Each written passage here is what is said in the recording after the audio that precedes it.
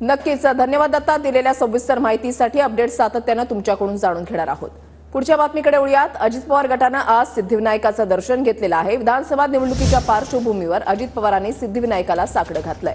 दरम्यान अजितदादांनी पाप केलं, सिद्धिविनायक अशांना आशीर्वाद देत नाही अशा शब्दात संजय राऊतांनी निशाणा साधलाय.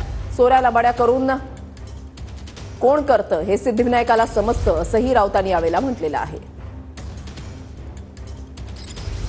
जे काही आता जनतेच्या समोर जाणार आहोत त्याच्यामध्ये त्या ठिकाणी जनतेने आम्हाला आशीर्वाद द्यावेत, सिद्धिविनायकाने आम्हाला आशीर्वाद द्यावेत, त्याकरता आम्ही ती व्हिक्टरीची खूण दाखवलेली आहे. लोकांचा विश्वास पुन्हा संपादन करण्याच्या करता त्यांच्या समोर जाणार आहोत. परंतु ह्या सगळ्या गोष्टीची सुरुवात एका चांगल्या दिवशी केली जाते. तो चांगला दिवस आज नेमका आलेला आहे, योग जुळून आलेला आहे आणि म्हणून आजचा दिवस आम्ही सगळ्यांनी निवडला.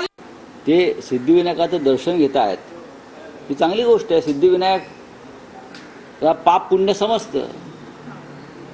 पुण्य कोण करते, पाप कोण करते, चोऱ्या लांड्या वड्या करून कोण माझ्या दारात पुण्यात्मा व्हायला येत आहे हे सगळ्यांना कळत असताना त्याच्यामुळे ज्या प्रकारचं पाप एकनाथ शिंदे, अजित पवार या लोकांनी महाराष्ट्राच्या बाबतीत केलेलं आहे, सिद्धिविनायक कोणालाही अशा प्रकारे आशीर्वाद देत